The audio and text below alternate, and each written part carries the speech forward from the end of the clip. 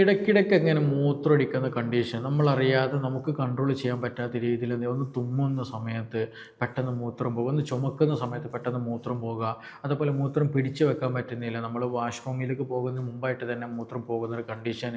അപ്പോൾ ഈ ഒരു കൺട്രോൾ ഇല്ലാതെ മൂത്രം പോകുന്നൊരവസ്ഥ വളരെയധികം പ്രയാസപ്പെടുത്തുന്നതാണ്.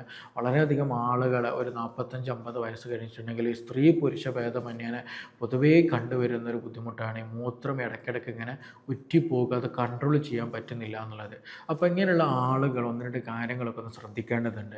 നമ്മൾ ചില ഭക്ഷണങ്ങൾ കഴിക്കുന്ന സമയത്ത് എസ്പെഷ്യലി നമ്മൾ കട്ടൻ ചായ കൂടുതൽ കഴിക്കുന്നുണ്ട്, കോഫിയൊക്കെ കൂടുതൽ കഴിക്കുന്നുണ്ടെങ്കിൽ എന്ത് ചെയ്യും, ഈ ബുദ്ധിമുട്ട് കൂടുതലായിട്ട് വരും. ഇത് വരാൻ ഒരുപാട് കാരണങ്ങൾ, ചിലപ്പോൾ നമ്മുടെ മസിൽ വീക്കായതായിരിക്കാം, ചിലപ്പോൾ ഡയബറ്റിക് പോലുള്ള അസുഖങ്ങൾ വന്നതായിരിക്കാം, ഷുഗർ പോലെ പ്രശ്നങ്ങൾ കൂടുതലായിരിക്കാം, നമ്മൾ നെർവിന് എന്തെങ്കിലും ഡാമേജ് വന്നതായിരിക്കാം, അതേപോലത്തെ നട്ടലിന് എന്തെങ്കിലും പ്രശ്നങ്ങൾ വന്നതായിരിക്കാം, മസിൽ വീക്കായി പോയതായിരിക്കാം, ഇനി മറ്റെന്തെങ്കിലും ഇൻഫെക്ഷൻ ഉണ്ടായിരിക്കാം. അങ്ങനെ പല കാരണങ്ങൾ കൊണ്ടും ഇന്ന് സംഭവിക്കാറുണ്ട്. ഈ പറഞ്ഞതുപോലെ മൂത്രം തുള്ളി തുള്ളിയായിട്ട് നമ്മുടെ കൺട്രോൾ ഇല്ലാതെ പോകുന്നൊരവസ്ഥ ഉണ്ടാകാറുണ്ട് എന്നുള്ളതാണ്. അപ്പോൾ നമ്മൾ ഇന്ന് ഇവിടെ ഡിസ്കസ് ചെയ്യാൻ പോകുന്നത് ഈ ഒരു അൺകൺട്രോൾഡ് ആയിട്ട് മൂത്രം എന്തൊക്കെ കാരണങ്ങൾ കൊണ്ടിട്ടാണ് അൺകൺട്രോൾഡ് ആയിട്ട് മൂത്രം പോകുന്നത്, ഇതെങ്ങനെ നമുക്ക് പരിഹരിക്കാൻ പറ്റും, എന്തെങ്കിലുമൊക്കെ എക്സസൈസുകൾ ചെയ്യാൻ പറ്റുന്നതുണ്ടോ, അല്ലെങ്കിൽ നമുക്കിതെങ്ങനെ സ്ട്രെങ്ത്ത് പഴയ രീതിയിലൊക്കെ കൊണ്ടുവരാൻ പറ്റും, അതിനെക്കുറിച്ചുള്ള ചെറിയൊരു ഡിസ്കഷനാണ് ഇന്നിവിടെ ഉദ്ദേശിക്കുന്നത്. എൻ്റെ പേര് doctor Siraj, medical officer, QNB health care, Koduvally.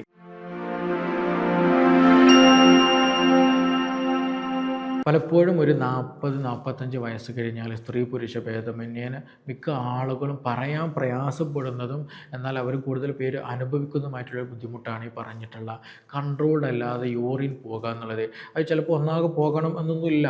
നമ്മൾ മൂത്രമൊഴിച്ച് കഴിഞ്ഞാൽ എണീക്കുന്ന സമയത്ത് ഒന്നിങ്ങനെ ജസ്റ്റ് ചുമച്ചാൽ മതിയായിരിക്കും, അപ്പോഴേക്കും എന്ത് ചെയ്യും, മൂത്രം വീണ്ടും തുള്ളി തുള്ളിയായി പോകും, നമ്മുടെ ഡ്രസ്സിലാകും, ആകെ പ്രശ്നമായിരിക്കും. നമുക്കൊരു സദസ്സിൽ പോകാൻ അല്ലെങ്കിൽ പള്ളിയിൽ പോയാൽ നിസ്കരിക്കാൻ ഇങ്ങനത്തെ ബുദ്ധിമുട്ടുകളൊക്കെ വളരെയധികം ഉണ്ടായിരിക്കും.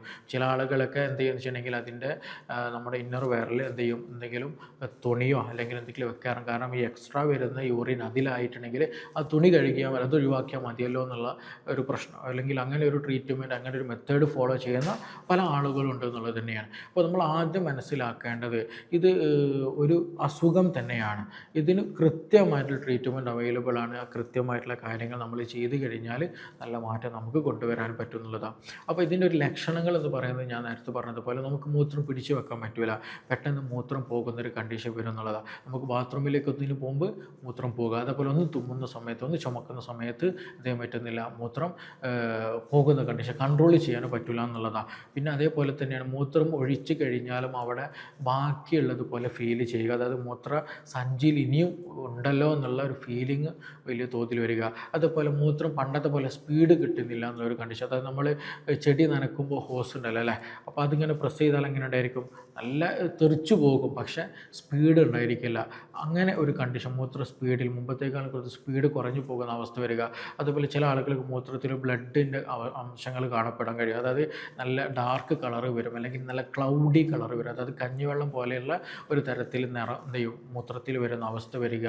അതേപോലെ അടിവയറ്റിൽ നല്ല വേദന വരിക, മൂത്രത്തിൽ ഇൻഫെക്ഷൻ വന്നിട്ട് പനിയും വയറുവേദനയും ഛർദി പോലെയുള്ള പ്രയാസങ്ങൾ, ഇങ്ങനെ പലതരത്തിലുള്ള രോഗലക്ഷണങ്ങൾ ഇതുമായി ബന്ധപ്പെട്ടിട്ട് ഉണ്ടാകാറുണ്ട് എന്നുള്ളത് തന്നെയാണ്. അപ്പോൾ ഇനി ഇത് എന്തുകൊണ്ടാണ് ഇങ്ങനെ മൂത്രം തുള്ളി തുള്ളി പോകാൻ ചോദിക്കുകയാണെന്നുണ്ടെങ്കിൽ അതിന് ഒരുപാട് കാരണങ്ങളുണ്ട്. ഒന്ന്, നമ്മുടെ മസിലുകൾ നല്ല രീതിയിൽ വീക്കാവുക എന്നുള്ളതാണ്. നമ്മുടെ ആ ഒരു പെൽവിക് ഫ്ലോർ എന്ന് പറയുന്നൊരു മസിലുണ്ട്, അവിടെ മസിലുകൾ നല്ലോണം വീക്കായി കഴിഞ്ഞാൽ നല്ല രൂപത്തിൽ പ്രയാസങ്ങളുണ്ടാകും. നമുക്കറിയാം സ്ത്രീകളൊക്കെ ആണെന്നുണ്ടെങ്കിൽ എസ്പെഷ്യലി മെൻസസ് ഒക്കെ നിന്ന് കഴിഞ്ഞിട്ടുണ്ടെങ്കിൽ ഈ ഗർഭപാത്രം ഇറങ്ങി വരുന്നൊരു കണ്ടീഷൻ ഉണ്ടാകാറുണ്ട്. അപ്പോൾ ഗർഭപാത്രം താഴോട്ട് വരുന്ന കണ്ടീഷൻ വരാൻ കാരണം എന്താണ്, അവിടെ ഉണ്ടാകുന്ന മസിൽ വീക്കായിട്ട് വരുന്ന സമയത്ത് എന്ത് ചെയ്യും, ഉള്ളിലുള്ള സാധനങ്ങൾ താഴോട്ട് വരെ ഉള്ള ടെൻഡൻസി ഉണ്ടായിരിക്കും. അപ്പോൾ അങ്ങനെ ഗർഭപാത്രമൊക്കെ ഇറങ്ങി വരുന്ന കണ്ടീഷൻ വന്നു കഴിഞ്ഞാലും ഈ പറഞ്ഞതുപോലെ ഇടയ്ക്കിടയ്ക്ക് മൂത്രമൊക്കെയുള്ള ടെൻഡൻസി വരിക, മൂത്രം പിടിച്ചു വെക്കാൻ പറ്റാത്ത അവസ്ഥ നല്ല രീതിയിലുണ്ടായിരിക്കും, ഇടയ്ക്കിടയ്ക്ക് ടോയ്ലറ്റിൽ പോകേണ്ട ബുദ്ധിമുട്ടൊക്കെ ഉണ്ടാകും എന്നുള്ളതാണ്. അപ്പോൾ പെൽവിക് ഫ്ലോറിൽ നല്ല രീതിയിൽ മസിൽ വീക്കായി കഴിഞ്ഞാൽ ബുദ്ധിമുട്ടുണ്ടാകും. അതേപോലെ ഗർഭപാത്രം പോലെയുള്ള ഇൻറ്റേർണൽ ഓർഗൻസുകൾ താഴോട്ട് വരിക, ഹെർണിയ പോലെയുള്ള പ്രശ്നങ്ങളൊക്കെ വന്നു കഴിഞ്ഞാലും ഈ പറഞ്ഞതുപോലെ ഇടയ്ക്കിടയ്ക്ക് ഇങ്ങനെ മൂത്രമൊഴിക്കേണ്ട ടെൻഡൻസി കൂടുതലായിട്ട് വരുന്നത് തന്നെയാണ്. അതേപോലെ തന്നെ നമ്മുടെ സ്ഫിങ്ക്റ്റർ വീക്കായിട്ട് പോകും. നമുക്കറിയാം, നമ്മൾ മൂത്രമൊഴിക്കുന്ന സമയത്ത് നമുക്ക് മൂത്രമൊഴിക്കാനുണ്ടെങ്കിൽ നമുക്ക് ഒരു പിടുത്തം പിടിച്ചു വെച്ചാലെങ്കിൽ മൂത്രം അവിടെ നിൽക്കുന്നുള്ള ഒരു സ്ഫിങ്ക്റ്റർ ഒരു ആക്ഷൻ വരുന്നു. സ്ഫിങ്ക്റ്റർ എന്ന് വെച്ചിട്ടുണ്ടെങ്കിൽ ഒരു വാൽവാണ്, ആ വാൽവ് നമുക്ക് കൺട്രോൾ ചെയ്യാൻ പറ്റും എന്നുള്ളതാണ്. പക്ഷേ ഏജ് ആയി കഴിഞ്ഞിട്ടുണ്ടെങ്കിൽ ചിലപ്പോൾ എന്ത് ചെയ്യും, ഈ വാൽവ് ശരിക്കും അടയൂല, അല്ലെങ്കിൽ അത് കൺട്രോൾ ചെയ്യാൻ പറ്റില്ല. അപ്പോൾ എന്ത് ചെയ്യും, മൂത്രം തുള്ളിയായിട്ട് പോകും, നമുക്ക് പിടിച്ചു വെക്കാൻ പറ്റില്ല, പെട്ടെന്ന് പോകുകയും ചെയ്യും. അപ്പോൾ സ്ഫിങ്ക്റ്ററിൻ്റെ അല്ലെങ്കിൽ വാൽവിൻ്റെ പ്രശ്നം മൂലമായിട്ടും ചില ആളുകൾ ബുദ്ധിമുട്ടുണ്ടാകാറുണ്ട് എന്ന് തന്നെയാണ്. അതേപോലെ തന്നെയാണ് നമ്മൾ ശ്രദ്ധിക്കേണ്ട, എസ്പെഷ്യലി പുരുഷന്മാർ നിർബന്ധമായിട്ട് ശ്രദ്ധിക്കേണ്ടതാണ് BPH പോലെയുള്ള പ്രശ്നങ്ങളിൽ, അതായത് ബിനൈൻ പ്രോസ്റ്റേറ്റിക് ഹൈപ്പർപ്ലേഷ്യ എന്ന് പറയുന്ന, അതായത് നമ്മളെ പുരുഷന്മാർക്ക് ഉണ്ടാകുന്ന, അതായത് മൂത്രനാളിയോട് ചേർന്നിട്ടുള്ള ചെറിയൊരു ഓർഗനാണ്, ചെറിയൊരു ഭാഗമാണ് ഈ പറഞ്ഞിട്ടുള്ള പ്രോസ്റ്റേറ്റ് എന്ന് പറയുന്ന ഗ്രന്ഥി. അപ്പോൾ ഈ ഗ്രന്ഥിക്ക് വീക്കം സംഭവിക്കുക, ചിലപ്പോൾ ക്യാൻസറസ് ആയിരിക്കാം, ചിലപ്പോൾ നോർമൽ ഉണ്ടാകുന്ന ഒരു ഗ്രോത്ത് ആയിരിക്കാം, ഹൈപ്പർപ്ലേഷ്യ ആയിരിക്കാം. അപ്പോൾ അതുമൂലം ഈ പറഞ്ഞതുപോലെ എന്ത് ചെയ്യും, മൂത്രം ശരിക്കും പോകില്ല, മൂത്രത്തിൽ ഇൻഫെക്ഷൻ ഇടയ്ക്കിടയ്ക്ക് വരിക, ബ്ലഡിൻ്റെ പ്രസൻസ് വരിക, മൂത്രം തെറിച്ചു പോകുന്ന അവസ്ഥ വരിക, മൂത്രത്തിൻ്റെ ഫ്ലോ കുറയുക, ഇങ്ങനെയുള്ള പലപ്പോഴും പ്രശ്നങ്ങൾ കാണാറുണ്ട്. അപ്പോൾ BPH പോലെ ബുദ്ധിമുട്ടുണ്ടെങ്കിൽ, ബിനൈൻ പ്രോസ്റ്റേറ്റിക് ഹൈപ്പർപ്ലേഷ്യ, നമുക്കത് സ്കാൻ ചെയ്താലൊക്കെ എന്തെങ്കിലും പെട്ടെന്ന് പിടുത്തം കിട്ടുകയും ചെയ്യും, പെട്ടെന്ന് മനസ്സിലാക്കാൻ പറ്റും. അപ്പോൾ അതുകൊണ്ട് തന്നെ ഈ പ്രശ്നമുള്ള ആളുകൾക്കും ഈ പറഞ്ഞതുപോലെ മൂത്രത്തിൻ്റെ ഫ്ലോയിൽ നല്ല മാറ്റം ഉണ്ടാകും, ഇടയ്ക്കിടയ്ക്ക് മൂത്രം ഒഴിക്കേണ്ട ടെൻഡൻസി വരും എന്നുള്ളതാണ്. അതേപോലെ തന്നെ ബ്ലാഡറിൻ്റെ നെക്കിൽ ഈ പറഞ്ഞതുപോലെ എന്തെങ്കിലും ബുദ്ധിമുട്ടുണ്ട്, അത് പ്രോപ്പറായിട്ട് വർക്ക് ചെയ്യുന്നില്ല എന്നുണ്ടെങ്കിലും ഈ പറഞ്ഞതുപോലെ ഇടയ്ക്കിടയ്ക്ക് മൂത്രമൊഴിക്കേണ്ടി വരും. ഇനി ഇതൊന്നും അല്ലാതെ എന്ത് വരാറുണ്ട്, ഈ നമ്മുടെ നട്ടലിന് എന്തെങ്കിലും ഇഞ്ചുറി സംഭവിക്കാം, നട്ടലിന് എന്തെങ്കിലും പ്രശ്നങ്ങൾ വന്നിട്ട് നാഡികൾക്ക് എന്തെങ്കിലും ബുദ്ധിമുട്ട് വന്നാൽ ചിലപ്പോൾ നമുക്ക് എന്ത് ചെയ്യാൻ പറ്റില്ല, നമുക്ക് സമയത്ത് കൺട്രോളിങ് കിട്ടില്ല, നമുക്ക് കൺട്രോൾ ചെയ്യാൻ പറ്റില്ല, നാഡികൾ വീക്കായി പോയിട്ടുണ്ടാകും. അതേപോലെ തന്നെ ഷുഗർ കൂടുതലായിട്ട് ബാധിച്ച് കഴിഞ്ഞിട്ട് നാഡികൾക്കൊക്കെ വീക്ക്നെസ് വന്നു കഴിഞ്ഞാൽ തരിപ്പും കടച്ചിലൊക്കെ ഉള്ള ആളുകൾക്ക് ഈ പറഞ്ഞതുപോലെ ഷുഗർ കാരണമായിട്ടും കൺട്രോൾ ചെയ്യാൻ പറ്റില്ല എന്നുള്ളത്. അപ്പോൾ നാഡികൾക്ക് എന്തെങ്കിലും പ്രശ്നങ്ങളാണ്, ഞരമ്പിന് എന്തെങ്കിലും ബുദ്ധിമുട്ടുള്ളതാണെങ്കിൽ നമ്മൾ എന്ത് ചെയ്യേണ്ടതുണ്ട്, അതിന് പ്രോപ്പറായിട്ടുള്ള ട്രീറ്റ്മെൻറ്റ് കാര്യങ്ങളൊക്കെ ചെയ്തു. ചില ആൾക്ക് സർജറി, എന്തെങ്കിലും നട്ടലിന് ക്ഷതം സംഭവിച്ച് സർജറി കഴിഞ്ഞാൽ ഈ ഒരു പ്രയാസം കൂടുതലായിട്ട് ഉണ്ടാകാറുണ്ട്.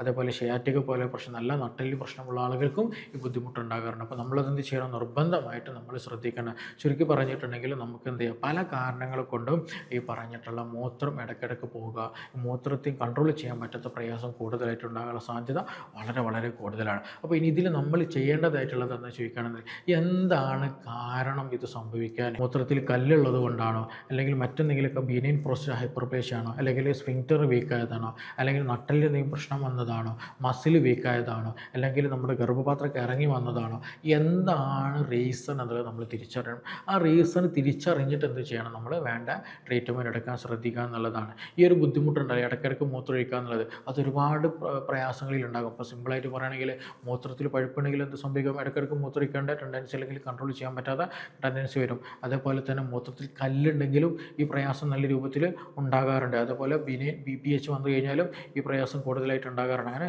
പല അവസ്ഥകളിലും ഈ പ്രയാസം മൂത്രം കൺട്രോൾ ചെയ്യാൻ പറ്റാത്ത അവസ്ഥകൾ, ബുദ്ധിമുട്ട് ഉണ്ടാകാറുണ്ട്. അപ്പോൾ ഇത് എന്തുകൊണ്ടാണ് നമുക്ക് സംഭവിച്ചു എന്നുള്ളത് നമ്മൾ നിർബന്ധമായിട്ടും അറിയണം.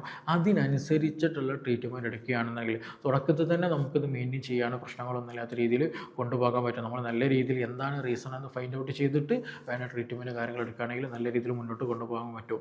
ഇതിൽ നമ്മൾ പിന്നെ ശ്രദ്ധിക്കേണ്ടത്, ഭക്ഷണത്തിൽ കുറച്ച് കാര്യങ്ങൾ ശ്രദ്ധിക്കുക. എസ്പെഷ്യലി കഫീന് പോലെയുള്ള കാപ്പിയും ചായയൊക്കെ എന്ത് ചെയ്യുന്നു, കുറയ്ക്കുക എന്നുള്ളത്. കാരണം ഇതിൽ ഈ ഒരു കഫീൻ്റെ പ്രസൻസ് കാരണമായിട്ട് എന്ത് ചെയ്യും, പലപ്പോഴും ഇത് മൂത്രം കൂടുതൽ പോകാനുള്ള ടെൻഡൻസി കൂടുതൽ കൂട്ടുന്നുള്ളതാണ്. അപ്പോൾ നമ്മൾ അമിതമായിട്ട് ചായ കുടിക്കുന്ന, കാപ്പി കുടിക്കുന്ന ശീലങ്ങളുണ്ടെങ്കിൽ അത് പൂർണ്ണമായിട്ട് ഒഴിവാക്കുക. സ്മോക്കിംഗ് പോലെയുള്ള ഹാബിറ്റ്സ് ഒക്കെ ഉണ്ടെങ്കിൽ അത് പൂർണ്ണമായിട്ട് നമ്മൾ ഒഴിവാക്കാൻ ശ്രദ്ധിക്കുക എന്നുള്ളത് തന്നെയാണ്. അതേപോലെ തന്നെ നമ്മൾ അമിതമായിട്ട് വെള്ളം കുടിക്കുന്ന ശീലം ഒഴിവാക്കണം. എസ്പെഷ്യലി രാത്രി സമയത്ത് കൂടുതൽ വെള്ളം കുടിച്ച് കിടക്കുന്ന ശീലം ഉണ്ടെങ്കിൽ അത് ഒഴിവാക്കണം. ഇല്ലാന്ന് രാത്രി നമ്മളറിയാതെ മൂത്രം ബെഡിൽ പോകേണ്ട അവസ്ഥ വരും, നൊക്ടേണൽ യൂറിനേഷൻ കൂടുതലായിട്ടുണ്ടാകും. അപ്പോൾ അത് നമ്മൾ ശ്രദ്ധിക്കുക എന്നുള്ളതാണ്. അതേപോലെ നമ്മൾ എക്സസൈസ് നല്ലോണം ചെയ്യുക. കീഗൽ എക്സസൈസ് എന്ന് പറയുന്ന ഒരു എക്സസൈസാണ്, നമുക്ക് യൂട്യൂബിലൊക്കെ അടിച്ചാൽ കിട്ടുന്നതാണ്, സെർച്ച് ചെയ്താൽ കിട്ടുന്നതാണ്. അതായത് നമ്മുടെ ഒരു പെൽവിക് ഫ്ലോറിൽ ഉണ്ടാകുന്ന മസിൽ സ്ട്രെങ്ത് കൂട്ടാൻ ഹെൽപ്പ് ചെയ്യുന്നതാണ്, അവിടെ സർക്കുലേഷൻ കൂട്ടാനൊക്കെ നമുക്ക് നന്നായിട്ട് ഹെൽപ്പ് ചെയ്യുന്നതാണ്. അപ്പോൾ ആ മസിൽ സ്ട്രെങ്ത് കൂട്ടിക്കഴിഞ്ഞാൽ ഒരു പരിധി വരെയൊക്കെ നമുക്ക് എന്ത് ചെയ്യാം, പ്രശ്നങ്ങൾ കുറയ്ക്കാൻ പറ്റുന്നത് തന്നെയാണ്. അതുപോലെ നട്ടലിന് എന്തെങ്കിലും പ്രശ്നങ്ങളുണ്ട്, നാടുകൾക്ക് എന്തെങ്കിലും പ്രശ്നമുണ്ടെങ്കിൽ അതിന് നമ്മൾ പ്രോപ്പറായിട്ടുള്ള ട്രീറ്റ്മെൻറ്റ് കാര്യങ്ങൾ നമ്മൾ ചെയ്യേണ്ടതുണ്ട്. അതേപോലെ തന്നെ അമിതമായിട്ടുള്ള വാട്ടറി കണ്ടൻ്റ് ആയിട്ടുള്ള ഭക്ഷണങ്ങൾ രാത്രി സമയത്ത് നമ്മൾ കഴിക്കുന്ന ശീലം അത് പരമാവധി നമ്മൾ എന്ത് ചെയ്യുക, ഒഴിവാക്കുക. അതേപോലെ തന്നെ തണുത്ത വെള്ളം കൂടുതൽ കഴിക്കുന്ന ശീലം ഒഴിവാക്കുക. എപ്പോഴും AC-യിലിട്ടിരിക്കുന്ന ശീലം ഉണ്ടെങ്കിൽ അത് നമ്മൾ പൂർണ്ണമായിട്ട് ഒഴിവാക്കുക. കാരണം എപ്പോഴും യൂറിനേഷൻ ടെൻഡൻസി അത് കൂട്ടിക്കൊണ്ടുവരും. അപ്പോൾ അത് നമ്മൾ നിർബന്ധമായിട്ടും ശ്രദ്ധിക്കേണ്ട ഒരു കാര്യം തന്നെ. അതേപോലെ തന്നെ നമ്മളൊന്ന് ശ്രദ്ധിക്കേണ്ടത്, മൂത്രം നമ്മൾ എന്ത് ചെയ്യുക, കൺട്രോൾ ചെയ്ത് വരാനുള്ള ടെൻഡൻസി കൊണ്ടുവരിക. കൊണ്ടുവരണം. അതായത് പരമാവധി പിടിച്ചു വെക്കുക. ഈവൻ നമ്മൾ മൂത്രമൊഴിക്കുന്ന സമയത്താണെങ്കിൽ ശരി പെട്ടെന്ന് പിടിച്ചു വെക്കുക, എന്നിട്ട് ഒന്ന് ഹോൾഡ് ചെയ്തിട്ട് വീണ്ടും മൂത്രമൊഴിക്കുക, പിന്നെ ഒന്ന് എന്ത് ചെയ്യുക, ഒന്ന് ഹോൾഡ് ചെയ്യുക, മൂത്രമൊഴിക്കുക. ആ ഒരു ടെൻഡൻസി നമ്മൾ കൊണ്ടുവന്ന് കഴിഞ്ഞാൽ മറ്റേ സ്ഫിങ്ക്റ്റർ ഉണ്ടല്ലോ, അതായത് വാൽവ്, ആ വാൽവിൻ്റെ ഫംഗ്ഷൻ ഒന്നുകൂടെ പ്രോപ്പറായിട്ട് വരാൻ അത് സഹായിക്കും എന്നുള്ളത്. അപ്പോൾ അതൊരു ടൈപ്പ് ഓഫ് എക്സസൈസ് തന്നെയാണ്. അപ്പം ഒരു മസിലിൻ്റെ സ്ട്രെങ്ത് കൂട്ടിക്കൊണ്ടുവരണം. അപ്പോൾ ഈ പറഞ്ഞ കാര്യങ്ങളൊക്കെ ചെയ്താൽ തന്നെ എന്ത് ചെയ്യും, ഒരു പരിധി വരെ നമുക്ക് കൺട്രോൾ ചെയ്യാൻ പറ്റും. പക്ഷേ നമ്മൾ ശ്രദ്ധിക്കേണ്ടത് ഇത് പരിഗണിക്കാതെ വീണ്ടും വീണ്ടും നമ്മൾ കണ്ടിന്യൂ ആയിട്ട് മുന്നോട്ട് കൊണ്ടുപോയി കഴിഞ്ഞാൽ ഇത് പ്രയാസത്തിലാക്കും. അപ്പോൾ എന്താണ് കാരണം എന്നുള്ളത് അറിയുക, അതിന് ട്രീറ്റ്മെൻറ്റ് ഉടൻ തന്നെ എടുക്കണം. കാരണം ഇത് ഏജിങ് കൂടുന്തോറും, വയസ്സ് കൂടുന്തോറും ഇതിൻ്റെ ബുദ്ധിമുട്ടുകൾ പിന്നീട് കൂടിക്കൂടി വരും. ട്രീറ്റ്മെൻറ്റ് ചെയ്യാനുള്ള പ്രയാസം കൂടിക്കൂടി വരും, മരുന്ന് ഫലിക്കുന്ന പ്രയാസമൊക്കെ കൂടിക്കൂടി വരും. അപ്പോൾ അത് നിർബന്ധമായിട്ട് നമ്മൾ ശ്രദ്ധിക്കേണ്ടതാണ്. അത് സ്റ്റോണിൻ്റെ പ്രശ്നമാണോ, മൂത്രക്കടച്ചിലിൻ്റെ പ്രശ്നമാണോ, BPHൻ്റെ പ്രശ്നമാണോ, ക്യാൻസറിൻ്റെ പ്രശ്നമാണോ, അല്ലെങ്കിൽ ബ്ലാഡറിൻ്റെ പ്രശ്നമാണോ, ഇനി മറ്റെന്തെങ്കിലും നെർവ് സംബന്ധമായ പ്രശ്നമാണോ, അതുപോലെ എന്തെങ്കിലും ഓർഗൻസ് ഇറങ്ങി വരുന്ന പ്രശ്നമാണോ, ഇങ്ങനെ എന്ത് ബുദ്ധിമുട്ട് കാരണമായിട്ടാണ് മൂത്രം കൺട്രോൾ ചെയ്യാതെ പോകുന്നത്, പെട്ടെന്ന് മൂത്രം പോകേണ്ട അവസ്ഥ വരുന്നത് എന്നുള്ളത് നമ്മൾ ഫൈൻഡ് ഔട്ട് ചെയ്യുക, വേണ്ട ട്രീറ്റ്മെൻറ്റുകൾക്ക് എടുക്കാൻ ശ്രദ്ധിക്കുക. അപ്പോൾ ഈ വിഷയത്തിൽ എന്തെങ്കിലുമൊക്കെ സംശയങ്ങളുണ്ട്, നിങ്ങൾക്ക് കൂടുതലൊക്കെ അറിയാനൊക്കെ താല്പര്യമുള്ള ആളുകൾക്ക് എന്താ താഴെ തന്നിട്ടുള്ള നമ്പറിൽ ബന്ധപ്പെടാവുന്നതാണ്. നമുക്കിനി മറ്റൊരു വിഷയവുമായി ബന്ധപ്പെട്ടിട്ട് വീണ്ടും കാണാം. Thank you.